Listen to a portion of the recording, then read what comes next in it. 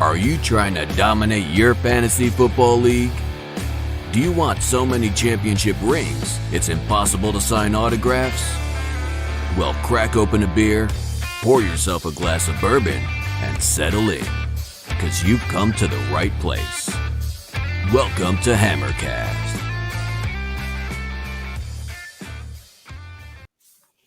Welcome to the Double D's podcast. Tonight, we have a special guest. We are talking about Devy, everything Texas A&M, the Aggies, and I'm excited to do it. They had a great year, so I'm excited to kind of go over it. I think they kind of got screwed. I'm sure my guy Stoops is going to be talking about that.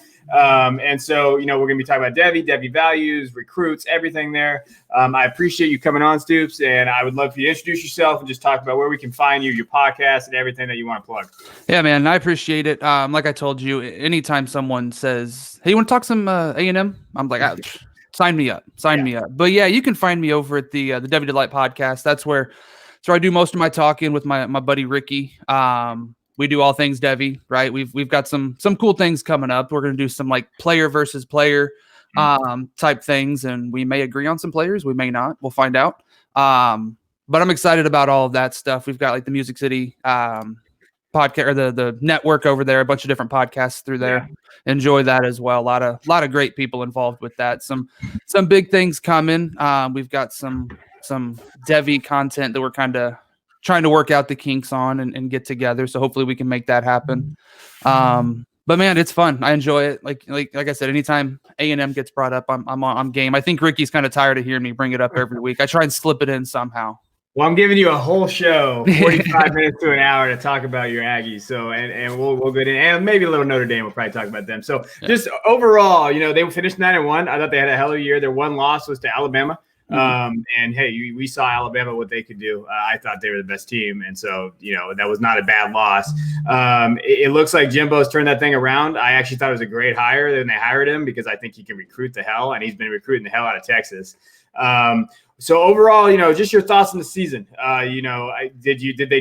Did they exceed your expectations, or did they kind of hit your expectations? Where did you figure out with Texas A&M?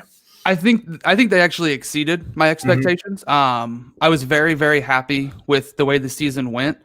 As weird as it sounds, I felt it could have gone better. They're not. Here's the thing. They're not going to beat Alabama. Nobody's going to beat Alabama. We saw who Alabama is, and they always are, right? Now, it's one of those, anything can happen, but at the same time, Alabama's Alabama. But no, I think they exceeded expectations. I just wanted to see a little bit more consistency. Obviously, I think many people know my thoughts on Kellen Mond. I do think this was his most consistent year, but it still wasn't what I felt as a fourth-year starter it should be, right? He finally started to run the ball later into the season, which is what he should have been doing all year, and I think that would have helped their case. I think the Florida game could have been obviously a lot better. Yeah, they won. That's great. But I think that helped a lot, right? I think that built confidence through the whole program and even with Mond. So finally getting kind of that big win, it was key. Now, there's only one other way to get a big win, and you've got to beat Alabama. You've got to figure it out. So I was very, very happy with the way the season went. Long term, I think it's looking good. I know that's a question I'll get more in depth about, but I was happy with the way the season went, and I'm just excited. Like you said, when they hired Jimbo, to me, that was a big get, and he has done everything I felt he should be doing up until this point, and it's just continuing to rise, man. I'm excited. I think people forgot what he was at Florida State, and then I think they had those down years, and there was a lot of things he needed to leave there. But the thing that people don't understand is the Aggies have a ton of money. So if they can get a coach that can recruit like he's been able to do, the facilities are amazing down there. And I think they're the team to watch out for in the SEC with Alabama. They got to figure out a way to beat Alabama, like you talked about. But they're on their way. Let's get this out of the way too, because I know I saw you kind of going at Ohio State fans on Twitter. You got to follow him on Twitter. I love following Stoops on Twitter. It's funny. He has no problem going after guys sometimes. And so the thing is, I got to ask you about Notre Dame. I watched Notre Dame, and I knew – if you're a college football fan, you knew there was no way they were winning that game against the Alabama. Mm-hmm. So what I always said is like, hey, they got killed by Clemson. You might as well let another team in there, or even Texas A&M, who was playing better after that Florida win. Look what they did. How do you feel about Notre Dame leapfrogging Texas A&M? Do you think that was a mistake?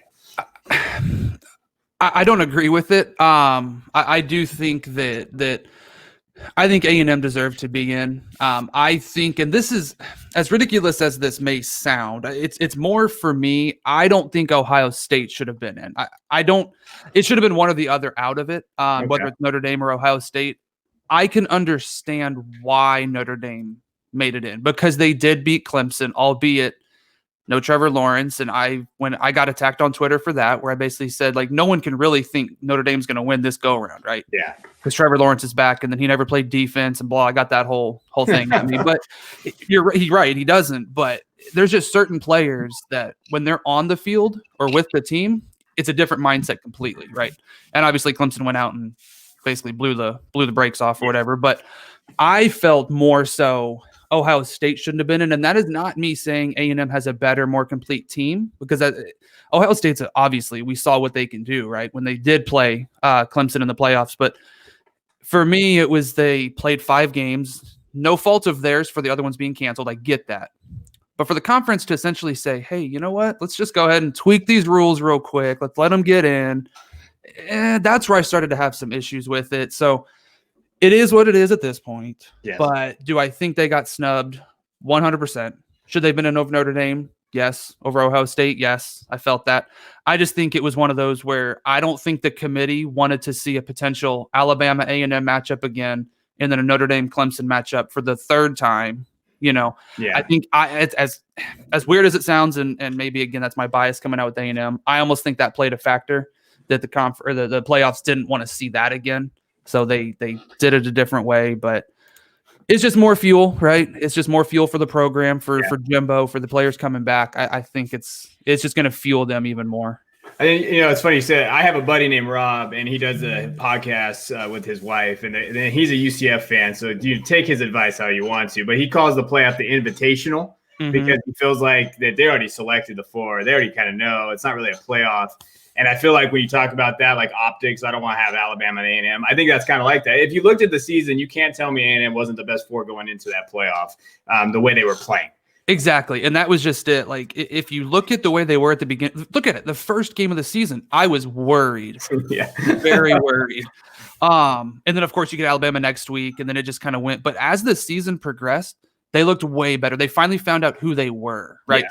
You look at how they controlled games. Did they ever blow people out? No, they didn't score 50, 60 points a game, but they had the ball for 35 minutes of every single game, right? Yeah. They just controlled the clock. They just kind of went slow and scored and did what they needed to do. Defense was phenomenal. It's just they're not and that's the other thing is I don't think they're they're not as flashy of a team. And I don't, ratings, I think they're worried about a lot of that stuff. So I think there's a lot of behind the scenes stuff that goes into it. But I don't know. I agree. Hey, I'm a Michigan fan. I'm never gonna get my team in the playoffs, so don't worry about it. It's all right. Like, I'm just gonna be watching forever outside. I am glad you brought up Kellen Mond. We're gonna talk about him because one of the funny things I always find, and maybe it's kind of Twitter, but social media, even the other scouts and guys, the guys that don't watch college football, it's pretty apparent to me when they say that Kellen Mond is like a sleeper pick in the NFL draft. Because to me, it's like, I don't know. All you got to do is watch one game. I like Kellen as a college football player. But when you watch him, he has some severe liabilities throwing the football. A lot of guys, they're out there. I mean, I saw some guy say he's QB5, and I'm like, I don't know about that. Do you think he has? I don't think he has any shot of being a starter anyway. I could even question whether he's going to be in the NFL for very long. I don't even know about a backup. I don't know what you feel about his pro prospects. I know some guys like his toughness and stuff, but I feel like his accuracy isn't there. What do you think about Kellen? I think, having watched as much as I have, I think he has the potential to be in the NFL. I don't think he will be a starter, like a true on every week starter. Yeah. I do think he has enough talent and potential to be that second string guy, right? But I think that's his career. And I've always said this too. When you you're an ultra competitor, obviously at the college level, definitely the pro level, you want to be the starter. I get that.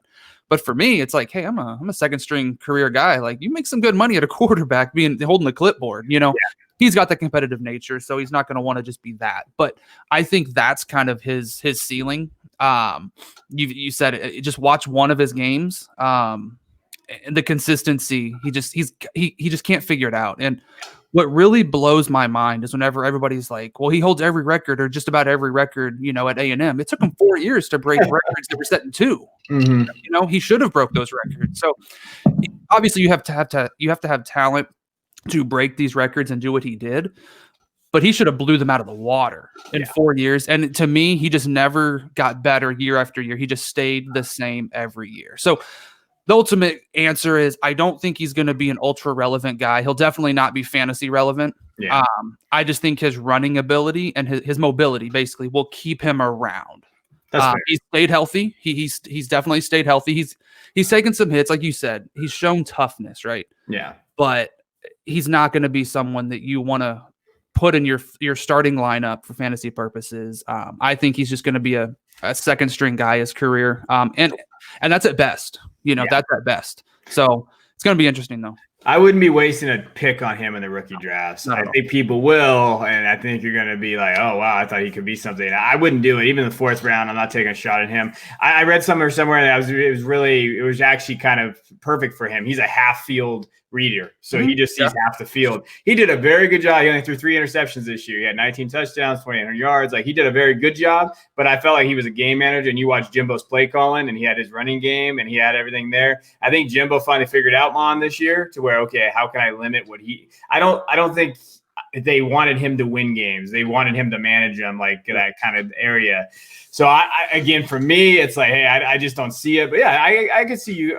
Maybe I'm a little harsh on him. I guess he could bounce around the league. I mean, some of these backups are terrible. I mean, if Chad Henne's still there, I guess Kellen Mond has a shot. And that's just it. Like, so there's one play that always sticks out in my mind that this is. And it's kind of crazy. This is probably the one play that makes me think like he has the potential. I think it was UTSA. He threw it to Jamon Osmond. It was one of those throws that like you have to have that chemistry with that receiver. And it was just a phenomenal throw, even better catch. But it was just that play. I was like, oh, okay, like he might have something. Yeah. And then the next like 4 passes were like 10 feet over the guy's heads. And I was like, oh, there he is. Now he's back. Yeah, no, I mean, for sure. I think, we'll see. I'm rooting for him. He's a good kid. It always seems like he's there. And another guy I'm interested in, like Jamon Osborne. Now, he opted out. So he opted out for the year. I had a lot of high hopes for him. He kind of screwed your receiving crew, too, this year because that depth kind of went out the window with him. So I know you might be some there. I like Osborne. I always thought he was pretty good route runner. For me, when I watched him, what do you think about him? Because this is a loaded wide receiver class. So I want to see, do you think he's going to be able to fit in there? I like him a lot. He's definitely this was, I think, and I have it here. This was the year I think he set himself apart. Now, I don't mean that in the sense of wide receiver 1, 2, 3. I'm not saying that. Obviously, these other guys are steps above. But I think this year was going to do him an amazing things. And then he opts out, and we don't know why. Was it his health concerns? Was it? We don't know, but he did it, and that's where we're at. So it definitely hurt the depth, obviously, of the receivers. He was a senior, and then the next best was, I think, like a redshirt sophomore, freshman, basically. So, which is great for the future, but it didn't help this year. But I like him a lot. I mean, he's got great size. I love his route running, sure-handed. He's definitely going to be a guy I think finds a role. I think he is going to be one of those sleeper picks. He's definitely someone I would absolutely take in the rookie drafts, not necessarily in the first 2 rounds, but once you start hitting that 3rd, 4th round, you're kind of taking a flyer pick anyway, in most cases. I would feel totally comfortable taking him unless I just absolutely needed help elsewhere, quarterback, running back, whatever. But because the wide receiver position, it is so deep. It's super deep. You can pick up guys almost weekly, on the waivers if you really want to. It depends on the depth of your league, obviously. Yeah. But he's a guy I definitely think will become a talent. And I think he's going to be one that comes under the radar because he is so out of sight, out of mind. And he never had that season where you were just like, wow, like this guy is something. He just kind of went out, did his job, and that was it. He never stood out like, the Jamar Chase and the Waddles and the Smiths and so on. He never had that type of a season. So I think he'll find a role. I think he will be relevant, but it's going to take a little bit more for him to get to a level of people actually talking about him.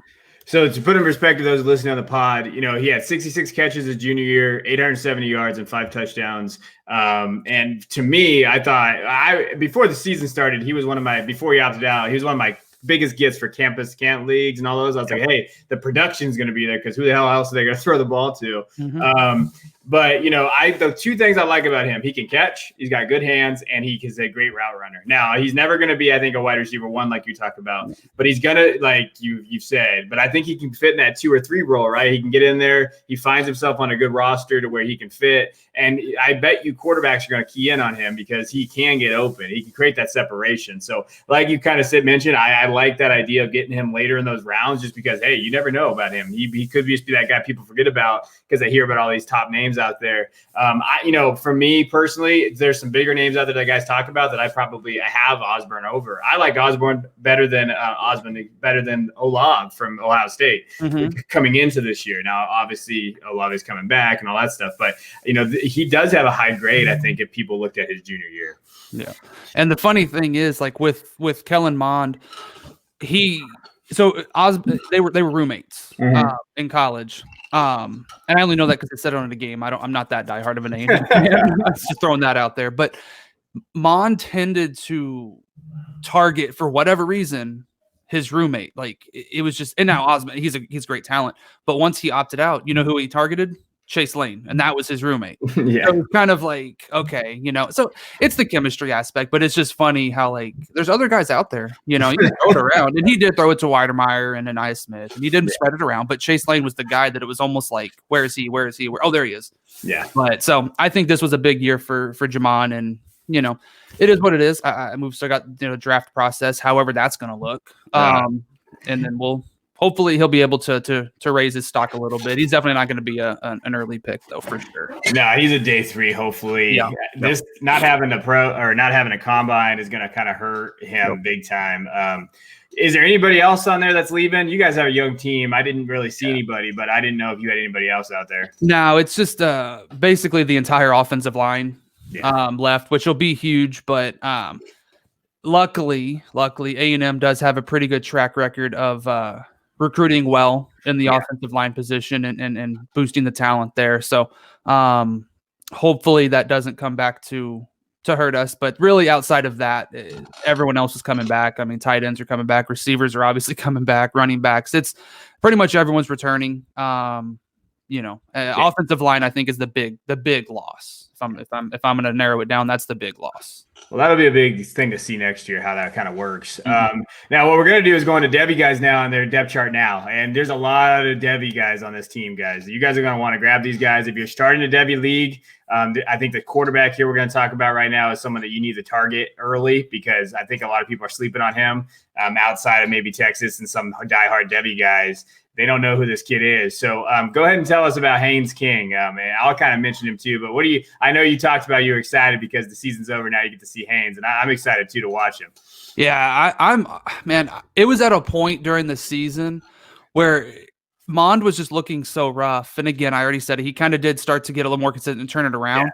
But I almost would have rather just rode the season out with Haynes King because when he came in, very, very limited action, very limited. But when he did come in, he just had a different swagger to him. It was just totally different. Mond always has that just like blank look on his face. Like, does he really want to be there? But Haynes King, man, he's a stud. I mean, when you look at his senior year of high school, the numbers aren't really that eye-popping. Just under 2,000 passing yards, 20 touchdowns, 8 interceptions, but he ran 506 yards and 10 rushing touchdowns. But you look at his junior year, this is where he really just showed like, hey, I can do this. And they won the state championship his junior year.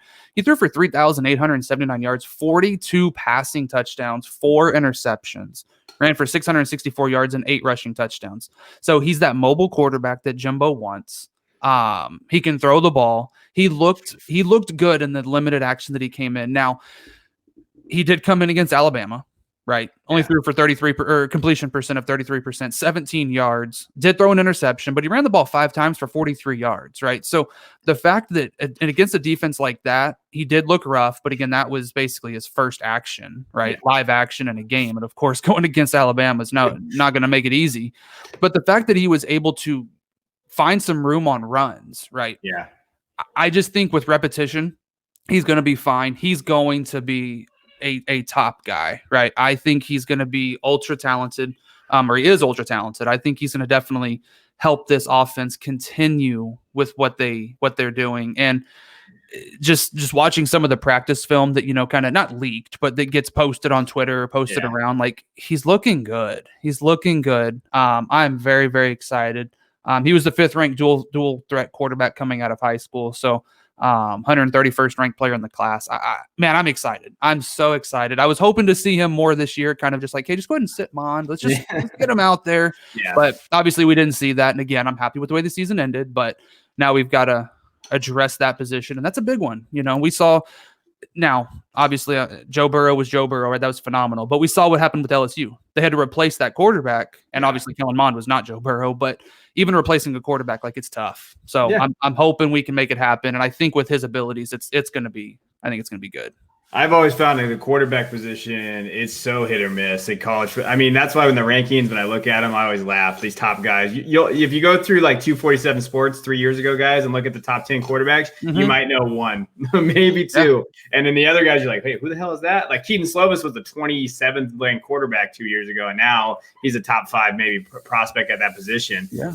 What I kind of mentioned with Haynes, I was talking to somebody about this. He's what Bo Nix everybody thinks Bo Nix is. So I think he's going to be the guy that, like, oh, well, Bo Nix is this dual threat guy coming into Auburn. He's going to lead him to this national title. I think Haynes King can be that guy, the better Bo Nix. And, I'm really down on Bo. But when I was watching Haynes, a couple things really stood out to me on tape. I have him on a couple leagues. I think if you're playing in a campus Can't league, he's a guy to get because that dual threat. I think he can get that 25 to 30 points for you in that league just because they're going to use him a lot next year. And then also he's got a quick release. When I was watching him throw, it's quick. He's pretty accurate. I think he does have a good enough arm right now. And I think when you look at the whole total of Texas A&M and what Jimbo wants to do, he's the perfect guy that fits that offense. Mond has kind of been that like square peg in a round hole. He's kind of just maneuvering it.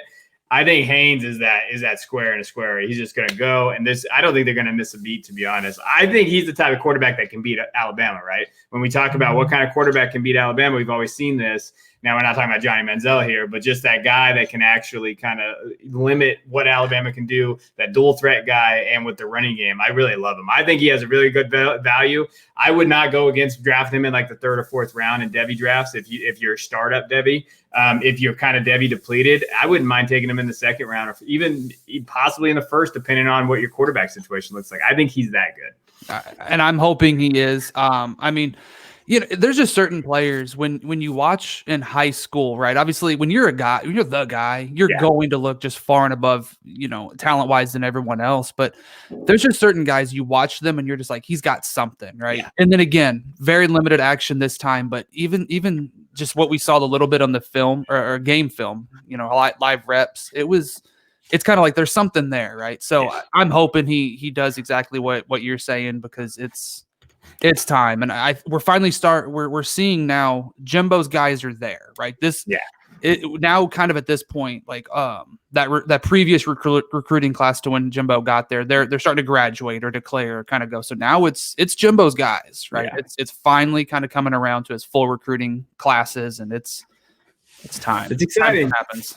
I mean, everybody talks about this, and I laugh because you can have all the scouts in the world, and I see them all, and they can never measure that it factor. And that it factor is king, and he's got it, and he has the it factor minus the cockiness that like Bo is showing and those other guys. I really feel like he is there. After that, though, the depth there at that quarterback position gets a little soft. I don't know if you know any backups. I was trying to look them up. I think they're going to be recruits, so maybe they might bring in a grad transfer. They got Zach Calzada. Yeah, they've got him, but he's he's no disrespect to him, but here's the thing. He was there already, right? So he knew the offense, knew the playbook as well. But Haynes King was the guy that got put in. Yeah. So that kind of speaks to what Jimbo is wanting at the quarterback position. Calzada is more of a pro-style quarterback. He can throw the ball, but it doesn't fit that mold for what Jimbo's wanting. So outside of that, yes, it's basically just incoming recruits. If any grad transfers come in, anything like that. But it's going to be a young, essentially inexperienced. People coming in for sure. It's gonna be fun to watch. Yeah. Now let's talk about our running backs because Texas A&M is slowly becoming running back you there, Stoops. I don't know if you believe that, but holy shit, they're getting 2 And I would love to know what you think of Isaiah Spiller. I know that he came on this year. He had 188 rushes, 1,000 yards, 9 touchdowns. He's pretty good in the passing game from what I've seen. They don't really utilize him that much, but he still had 20 catches this year. Some people have Breece Hall as a running back 1. Some people have Spiller as running back 1. Where do you fit those guys? What do you think about him? So I put it in my Twitter bio. Isaiah Spiller, RB1 for the 2022 class. So here's my thing though. I will say this. I have watched more Spiller film than I have Hall. I've watched Hall. I love Breece Hall. But obviously I've watched every single A&M game. I've watched every single game, start to finish. So I've just seen a lot more of Isaiah Spiller. And just what he brings to the table, it's going under the radar, and it shouldn't be. Yeah. Right. He's tough to bring down. He's got better speed than I think what a lot of people are giving him credit for. But like with the Breece Hall Spiller debate, to me, it's a 1A, 1B.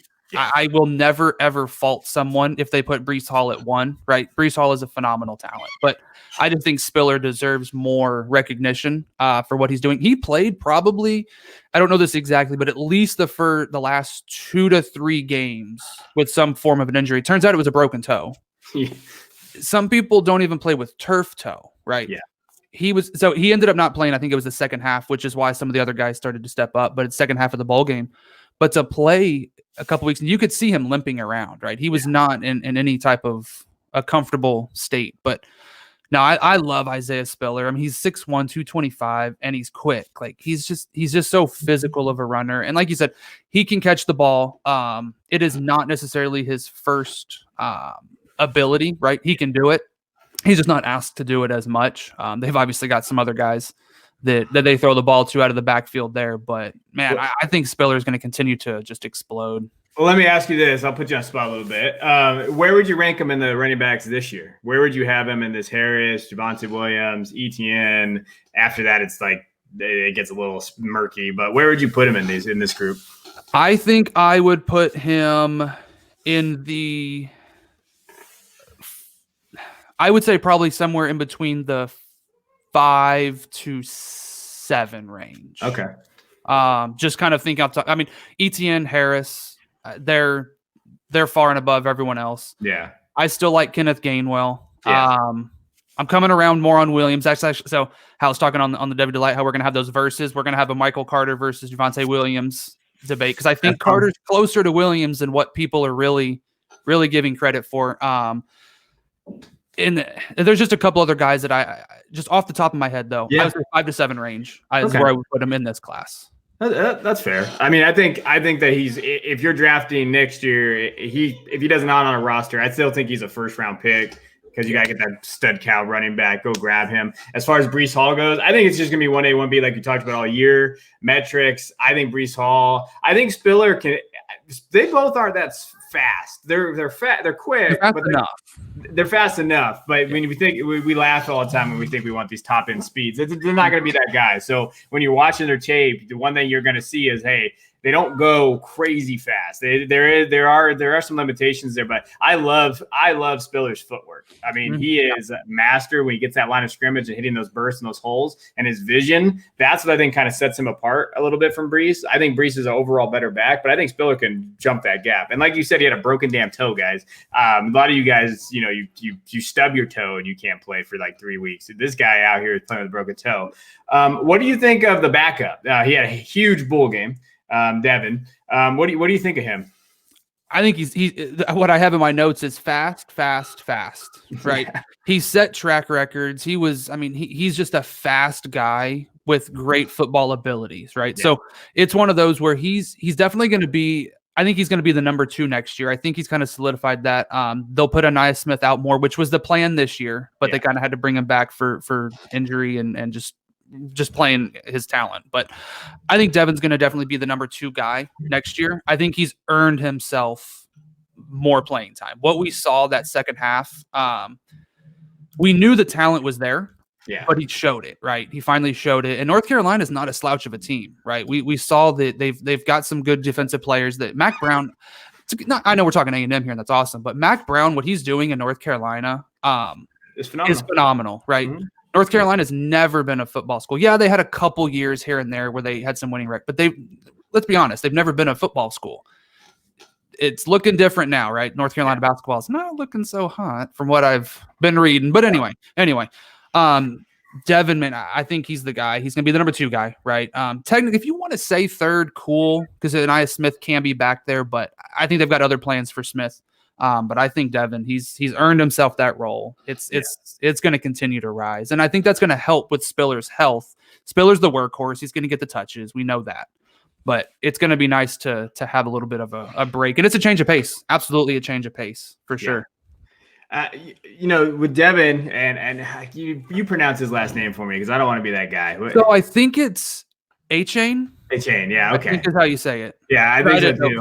I said it on TV one time, and I was like, that sounds good. I freaking listened to it right before this podcast. And I'm getting old, guys. I got gray hair, I'm a beard. I apologize. But Devin, against North Carolina, those who didn't know, he had 12 rushes, 140 yards, and 2 touchdowns. Like you said, I think he's that game changer, right? Like you just talked about with Spiller. I think they're going to be good splitting that backfield. I think if you're in Devy drafts, I think his value is going to wane a little. I don't know. He's 5'9", 185. If he can, I feel like I love my running backs at 210. That's kind of I like them to be at that 210, 215 level. If he can get up to 195, 200, he is fast. He kind of like Gainwell a little bit to me, like that, just that kind of same mold body. I don't know where I would take him in a Devy draft. Maybe, I don't know, maybe 6th, 7th round. What do you think for him? I think that's fair. If you ask someone like me, I would probably take him earlier because it's my bias kicking in, and I feel like I've gotten better about not taking that into consideration when I'm drafting, but there's just certain times where and it also, if you catch me at the right time where it's like, man, I just watched some film, like he's available, I'm taking him. So I think that's fair though. 6th, 7th round, because the upside, right? There hits a point in a draft where you draft on the upside that you think is going to happen. You've kind of gotten past the guys who've shown their talent in a bigger sample size, right? Yeah. You kind of hit a point where you're like, well, this guy's shown the potential. I'm going to take my chances with him. And you hit or you don't hit, right? You find out. And that's the fun part about Devy is we all have our opinions on certain guys. And some of us are going to hit on them and we're going to say, look, we're so smart. And then we're going to be totally wrong on the next guy and then be like, well, maybe we're not as smart as we think. Yeah. No, I've definitely had some misses. That's for sure. I like Devin, what he's been able to do. I don't know what it is about me. I'm kind of a weightist, if you can call it like an ageist. I like that 210 just for my running backs. I just get nervous. But I think he still is going to be good for Texas A&M. And if you're in a campus camp league, I actually think both of these guys are draftable and startable because I think that you're going to have that if you're in a deeper league, especially if you have more slots, flexes, you can play them in the flex. And I think that they can provide you that production that you would want. So that's kind of where I have them. Any other running backs you got there?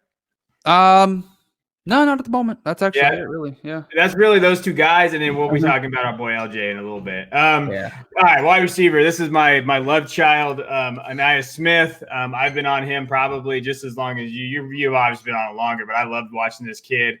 Anaya Smith is going to be one of those guys that we always argue about. There's going to be all my BMI guys out there on Twitter are going to be very upset with me on this one. But, he's 5'10", 190. He's a weird kind of running back / hybrid wide receiver. I mean, in high school, obviously he played, he had him at a running back, then he kind of moved to the wide receiver, then he moved back to running back. So he's been all kind of over the place at Texas A&M. He's done pretty well these last 2 years. The last year, just looking at it, I had 49 rushes, almost 300 yards, 4 touchdowns. Receiving wise, he had 43 receptions, 564 yards, and 6 touchdowns. I have Anias above Wandale Robinson, so I actually like him more than Wandale. I know some people like Robinson, who's now playing I believe he transferred to Kentucky. So where do you think with Smith? What do you think he could be in the NFL? Do you think he has value there? I think he does because of his versatile ability, right? I think he can be used in so many different areas. And the fact that he is able to play on special teams as a returner, I think really helped get him on the field. He's one that I don't think will come in immediately and be like the Kamara type role, right? Where it's like the Saints just kind of work stuff to get him involved. I don't think he'll be there. I think he'll have his couple gadget plays here and there, but I think he's going to find his way on the field more consistently through special teams. And sometimes you just got to ride out a year, maybe 2, maybe year and a half kind of thing. Yeah. Go out there, kill it on special teams. And then it's kind of like they almost have no choice but to, hey, we got to get you onto the field more. We got to get you the ball. So I think that's going to be his best way. Because again, in college, a lot of programs, they obviously create plays and schemes for this guy and this guy, right? That's kind of, I guess that's kind of how football works. But and the college NFL, is more, college, it's more that way. NFL, okay, they do it, but it's just kind of like everyone is so talented. We just got to get everyone the ball. So a little bit different there, but I think he's got some worth at the NFL level. He's definitely, again, not going to be a super high pick. I do think his landing spot, and we always say this, it's kind of like a cop-out answer, but his landing spot could rise his draft stock big time. Yeah. Depending on where he goes, right? So I think he'll find a role. I think he's just one we've kind of got to wait. I would draft him earlier than others because of what I believe his ability is, but I think landing spot's going to be are going to be huge for a lot of people out there too. Yeah, I mean, when I looked at him, and this is where I like him. First of all, he has a clock 40 time is about mid 4.3. So this kid can book it. He's elusive in the open field. He's a really good route runner actually as a receiver. It's underrated, and he's gonna fit. I think what somebody asked me about him, and they were asking me about my player comp, and I said basically I think that he's Lynn Bowden but better. So like he's that guy that everybody thinks Lynn Bowden's gonna be in the NFL. That scat, hybrid, what is he going to be? But I never really thought Lynn Bowden, he played at Kentucky, got a lot of usage. Anaya Smith is doing this at Texas A&M in the SEC. Mm-hmm. He's doing it against higher these guys he's going to be playing in the NFL against, he can do. And what he did against Alabama this year even showed me even more. I thought he did very well. And, if you're in a Campus Can't league, I want him everywhere. I'm going to start him. I have him. As Devy goes, I would probably draft him knowing that if you get him later, he's a value. If you get him too early, he's a tweener. Do you really believe in this dude? Because if you do, you might want to draft him a little ahead of that. Because I think if let's say it's a 10-round draft, I think in the 8, 9, 10 range is probably where I would get him. I think I got him in like the 27th round of the Campus Can't league last year, which I thought was really good value. And so I like him. I just, like you said, his landing spot, right? Okay, where's this dude going to go? But other than that, I think he's going to be solid for you guys next year. I know you're excited to have him there again. I think he comes out next year, though. I think that he's going to have a good year, and he's going to come out. If he has another year, well, if he continues on the pace he's going, right, just kind of getting better every year, I would agree. And it's one of those things where if he was at another school, 100%. Hey, I want you to declare. Is that A&M? I'm like, why don't you just come back one more year? But we'll get into it. But their recruiting class they're bringing in, I think they've got some guys that are going to be filling that role. So I think it'll be okay. But when you know what he can do, it's just like, hey, why don't you come back for your senior year? Yeah. But no, I agree with you. I think if he does what he's been doing, he's going to declare. It's the smart move. It's the long-term smart move to declare, get some money in your pocket, legal money in your pocket. All right, let's talk about our boy Demas. I have him everywhere. He and those of you that are listening, I know if you know Devy, you know who Demas is. He was a 5-star, number 3 rated wide receiver coming out of college. He didn't play his senior year because he had some transfer issues. He's 6'3", 185-ish now, probably a little bigger, depending on what his college weight is. This dude's just a major athlete. He was my wide receiver 1 coming into college, even without playing his senior year. Now he hasn't played. You're a little bit more in depth because you're down there. I don't know what you've heard. I think Jimbo gets people in the doghouse easy. I don't know if he's in that doghouse. I'm assuming he is because of the receiving lack of depth at that position. I figured Demas would actually get out there. I love his tape. I took him high in a lot of leagues, and so I'm getting nervous. Should I be nervous, Stoops? How nervous am I going to be right now? Yeah. So and again, it's one of those where. So here's the thing. All right. Let me take a step back. He's a kid, right? Yeah. He's a kid. So he goes live on Instagram and he does all this stuff, which is great. What I don't even know how to go live on Instagram, first of all, but he does. So he goes live all the time, which is great. And you read the comments as they fly through so fast. And it's like, where are you transferring? When are you going to transfer? Get out of there. When are you transferring? And he's reading them. He's just like, I'm not going anywhere, guys. Right. He's like, I committed here for a reason. Like Jimbo's my guy. So whatever their conversations have been, I'm hoping that what he's saying is true, right? if something had happened and Jimbo said, hey, look, we'll play you, but it's very, very limited. You need to learn your lesson for whatever happened. I have no clue if anything happened. But I'm hoping come this next year is going to be the telling year, right? If he's in the doghouse, look, he sat for a whole year essentially. Like, to your point, he's been out of football for 2 years. 2 years, basically, game wise. Obviously, he's been in practice, he's been on that, but game speed and practice speed are two totally different things. Yeah. So this coming year, I almost think game one, I think is going to be a telling tale of what we're going to see long term. I expect him to be on the field. I expect him to be a big part of that offense. He's just too athletically gifted to not be on the field. I mean, you look at some of these practice clips that are put out there, and he's catching not intentional. It's just kind of that's where the ball is, but one-handed catches. He's just, I mean, he's jumping over guys. He's just so athletic. His vertical's insane. You got to get him on the field. So if it's something super serious, we're going to find out early come next season on what it is. But I'm not overly concerned. Like I said, he's came out and basically said multiple times, I'm not going anywhere. You hear all these other guys transferring out, and his name hasn't risen up one time. Yeah. So I think we're okay. I think we're fine. And him and Haynes King, man. That's what I love. That's the pairing. Like if they can get that pairing going, especially with King's arm and just that idea of like who they could be. I'm a big buy Demas guy right now. I'm saying go buy him because I think he's the cheapest he's gonna be because I think once he has that year, because everybody's in love with Keishon Butte from the LSU right now. He's just as good as him, and he can do it. And I think that he has that talent.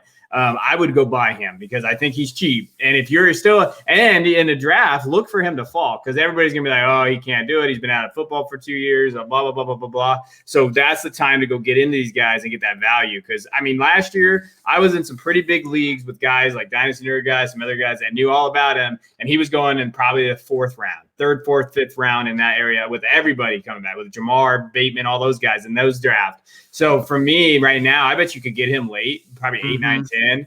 And you in Campus Can Leagues probably a little later too, depending on who your league mates are. And I think that's going to be that could be a wide receiver 1 for you, going in like the 9th round. And so that's kind of where I'm at with him. I just want him to show maturity. Hey, can you do this? Let's get in there and see it. But they do have a strong, not this year, but they have had a strong recruiting base. And Chase Lane is another guy. I don't know what your feelings on him. So Chase Lane, 6 foot 190, he kind of fits that mold in that offense. He had a big year, 29 catches, 409 yards, 2 touchdowns. What do you think of Chase? Where do you think him at in this receiving corps? I like him. I think just the experience is going to get him on the field, right? Yeah. I think that's what it is, obviously. I like him. I just think that for me, I just demand, right? I keep going back to him, but Chase Lane's going to be on the field. There's no way that you can have a guy who played all season, knows the offense. Now things will change next year. Obviously they'll move things around, but he's going to see the field. I like him. Long term, I'm not sure where I really feel outside of college. That is so for like campus to Canton purposes. I think he's a guy that is a very late round pick. Fill in for those bye weeks, or if you have super deep starting rosters, you can place him in one of those kind of flex positions. But he's going to get you some points, but I don't think he's going to be like that guy. Yeah. I just think it's the way that offense runs. They throw the ball to you. They basically have their number 1 receiver. And then obviously which again, Anaya Smith is just that gadget. He's technically the receiver. So I guess if you want to throw him in that wide receiver 1 role, and then they have all of their tight ends. They just throw to the tight ends pretty much all the time, except for that wide receiver 1. So Chase Lane fits that kind of role where he was that next guy. So I like him. I just don't think he's going to be necessarily for fantasy purposes one of those guys you have to have. Yeah. I agree. When you watch his tape, he had a lot of like underneath routes where he got it and ran it for 40 yards, which is great. I'm not taking it away from him, but I think with the class coming in and with Demas coming back and with even Baylor Cup hopefully coming back at some point, I think he died. I think he's back. With that kind of group, I could see Lane's production going around as well as Chapman's. a big kid, 6'5" kid, but I think he just got that playing time because, like you said, like we keep the roster is just is there. Do you have anything on Chapman or anybody else? I feel like we kind of hit on those guys, but if you have something on Chapman, I don't see Chapman as being a guy. No, not much. And the thing is, like, he was out there because he had more experience than other guys. And I'll say this, the big play was that Florida play, right? Where he caught that touchdown. Outside of that, and this is no disrespect to him, but outside of that, it's kind of like, what else really happened? So I think with the right type of offseason and stuff, like there's other receivers that could beat him out. Now, obviously, the injury happened early in the season, so he'll be healthy come next season. But it's still kind of like, what's the confidence like? Is he there? Is he fully back? Like, what's that look like? So I think he could be easily beat out by some of these other guys. Yeah, no, that's fair. Now let's go. You know what? Which was a big question mark the last couple of years is the tight end position. But when you look at it now, this kid came out of nowhere, Jalen Weidemeyer. He was a 3-star recruit. I wrote like a player profile for Devy tight ends that you should look at before the season started. He actually made my top 10. But for me, I thought his production was dipped because Baylor Cupp was coming back, and Baylor Cupp was actually the 5-star recruit everybody wanted. Weidemeyer's done really well there the last 2 years. I mean, he increased his production this year. This year, he's 46 receptions, 506 yards, 6 touchdowns.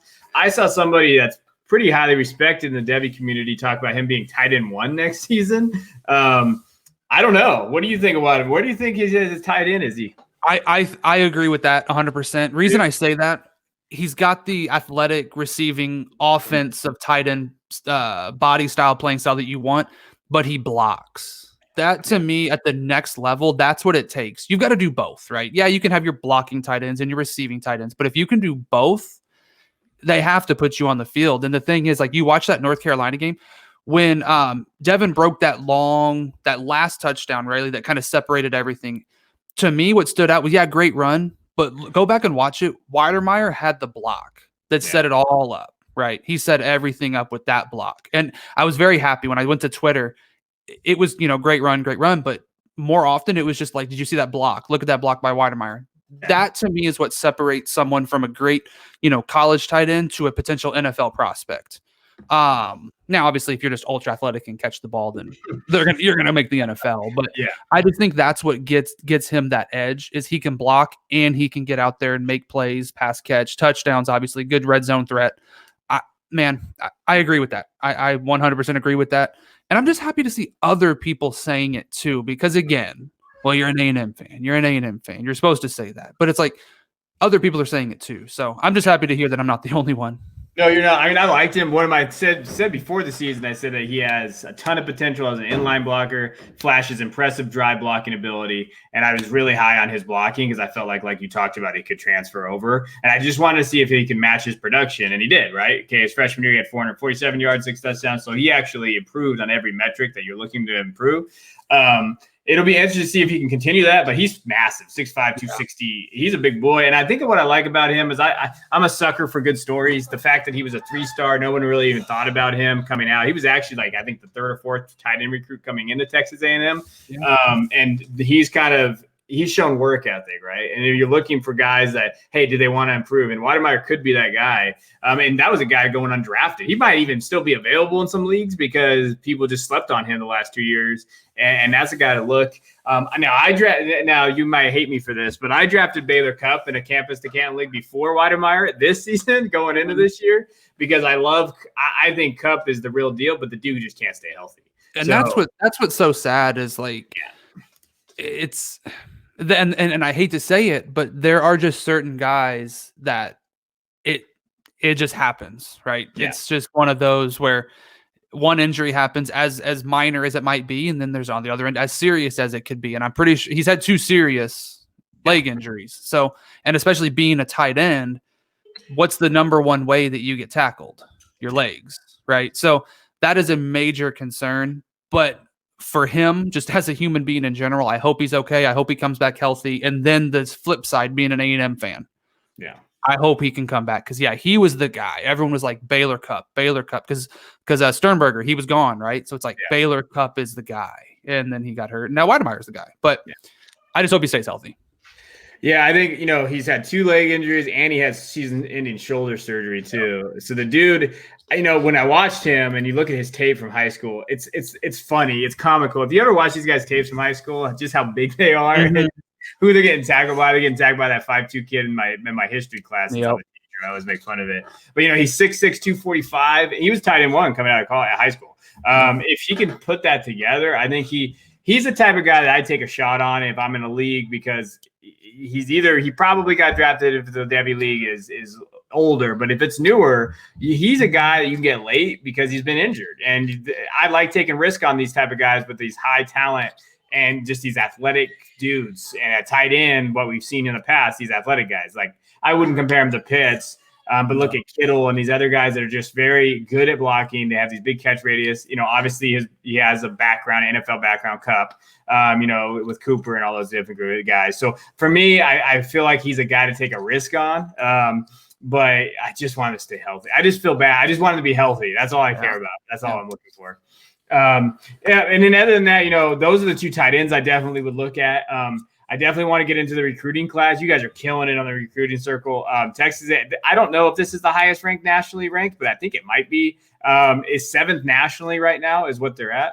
I think they were 4th a couple years. I think I could be wrong. It's definitely one of the highest, if not the highest. I didn't do that research. And there's still time because they still got some guys that they might grab. And if they get LJ Johnson, I think that might go even higher. Yeah. 4th in the SEC, which is what you got to do if you want to be A&M. And get Alabama. You got to get in that top 4 classes. Yep.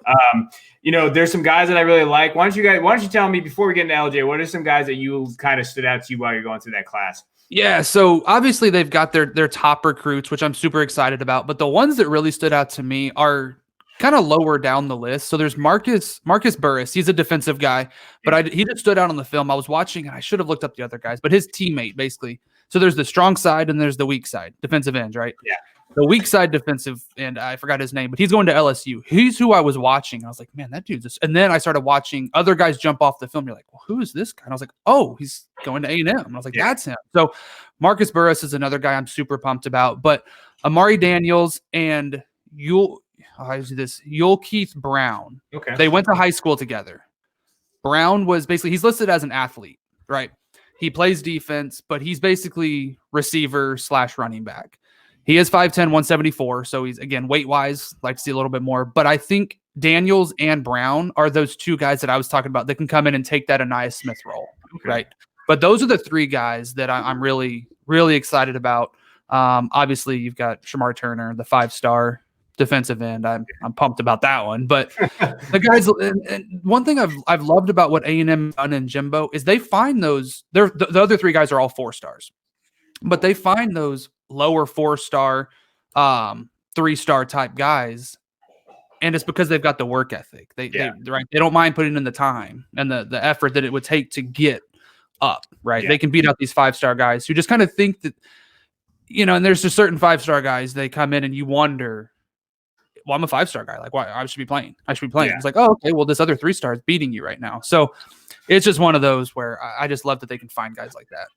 No, I agree. I like those guys. I had mentioned those guys, so I'm glad that you grabbed them too. The UK guy from Brown from Miami is an interesting guy. I watched his tape. I was like, wow, he pops. And so when you're watching him, that's a good fit for them. I like Shadrack Banks. They beat Alabama out on this kid. And so for me, when I'm looking at recruiting, I don't care. I look at Alabama. Okay, was Alabama recruiting this kid? Because when they recruit guys, I tend to look at and say, okay, what did they see in him? He's 6 foot 220.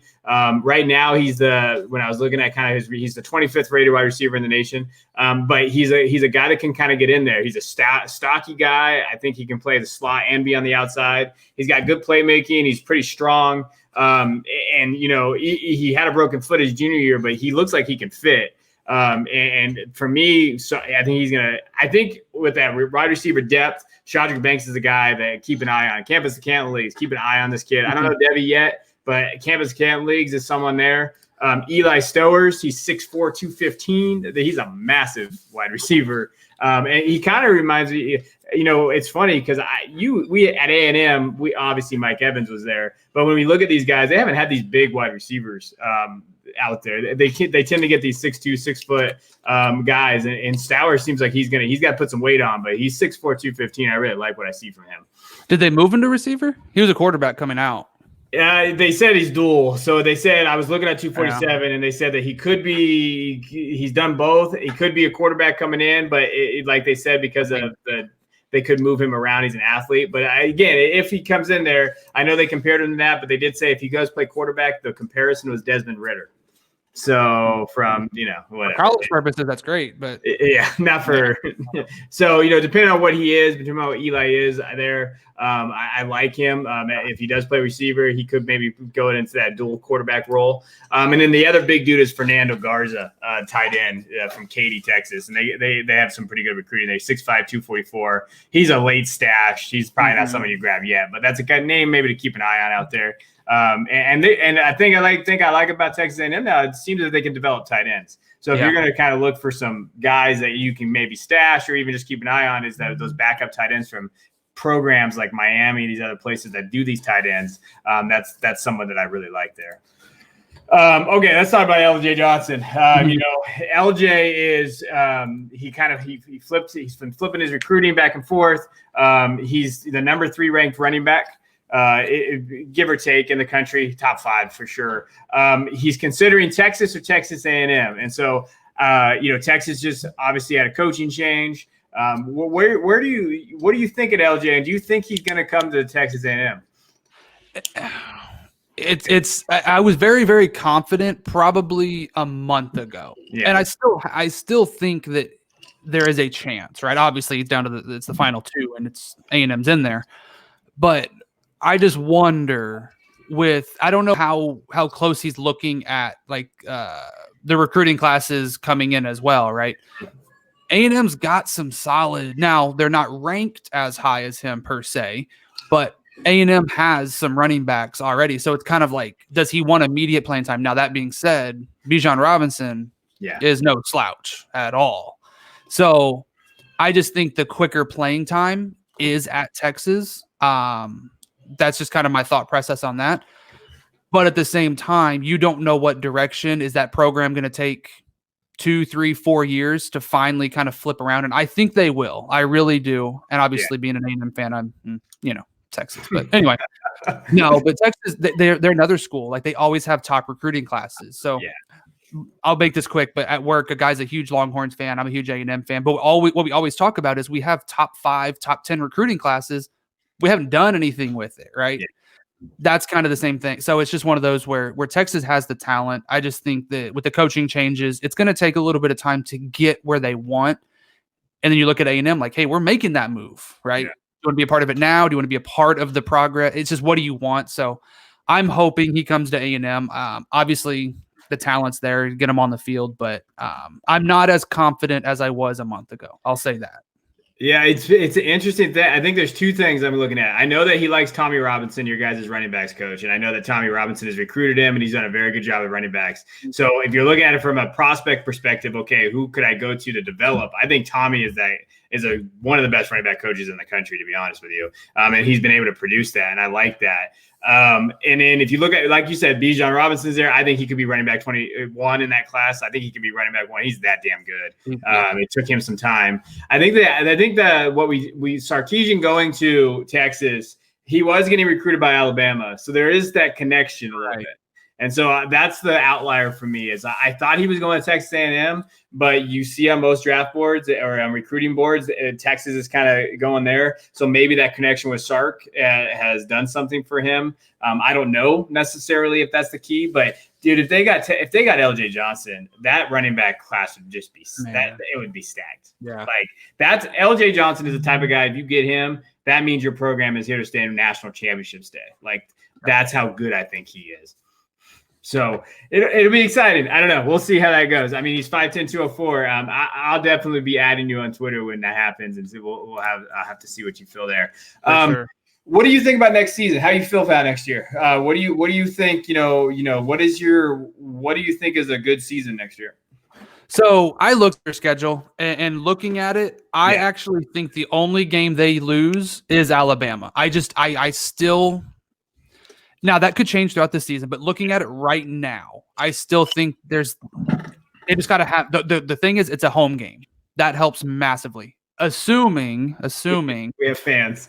Exactly, right. And even if it's 25%, Kyle Field, it's a loud stadium either way. Yeah. Nonetheless, it's better to have 108, 110,000 than 20 some odd thousand. So anyway, I think they win every game. However, the Arkansas, LSU, and Auburn game, those are 3 games that worry me every year, especially as crazy as it sounds, that Arkansas game.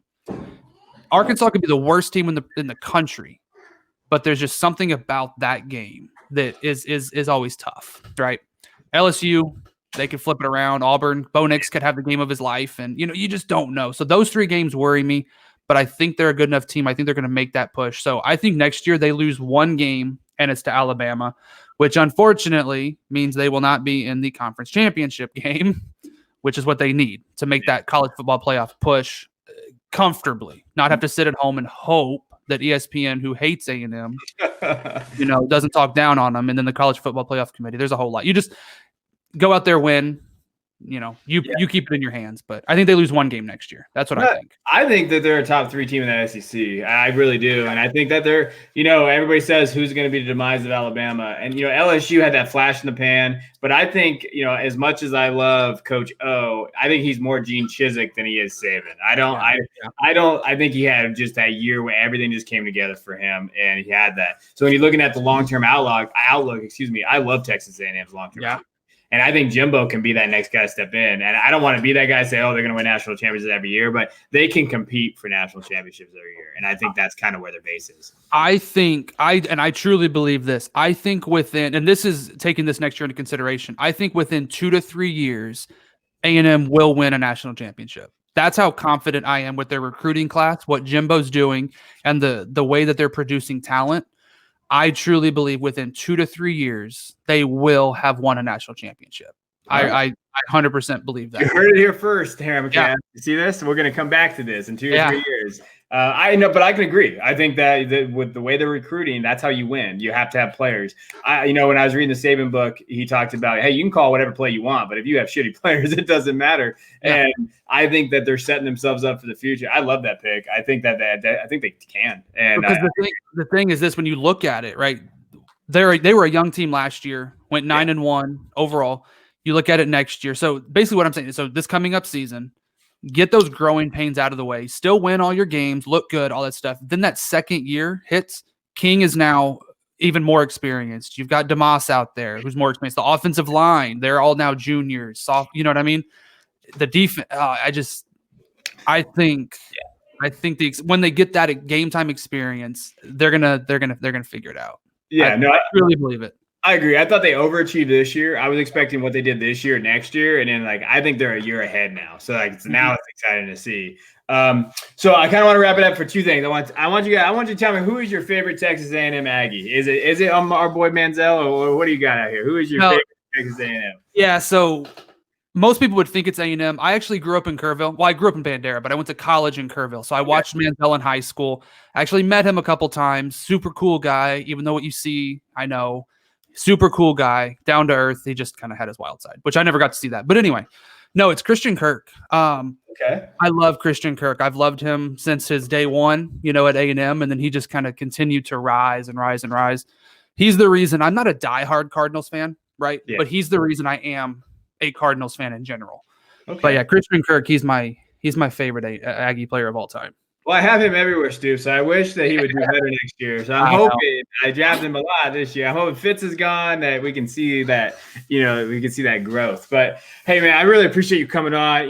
If you're listening here, I'm going to have him tell you where you can find him. Please, follow him, but also his podcast that he does with Ricky Valero is really good. I highly recommend it. There's a million podcasts out there. I mean, you're listening to one right now, but the Devy Delight is really good. They have a fire intro. They have good knowledge. And I really enjoy listening to them talk and just debate each other. And they have some different things coming out this off season. So be sure to follow them. Go ahead and Stoops, tell us where they can find that at, where they can find it on, iTunes, wherever it's at, Spotify, and just where we can find you. Yeah, so you can find me on Twitter at Stoops1990. That's STOOPS 1990. And then obviously at the Devy Delight. I mean, iTunes, Spotify, Google, like basically you name it, it's pretty much out there.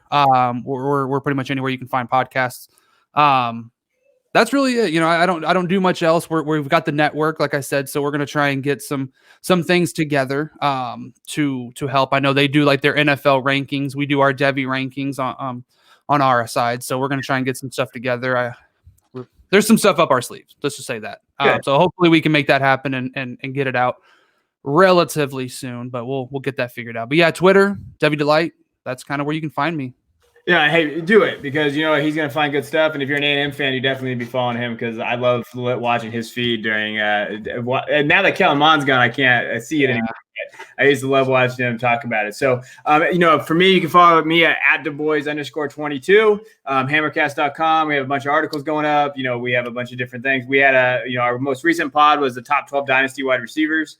Definitely check us out. We've seen our growth there, and we appreciate you guys listening. So I want to thank you guys for listening as always, and I want to thank Stoops for coming on and giving us some time.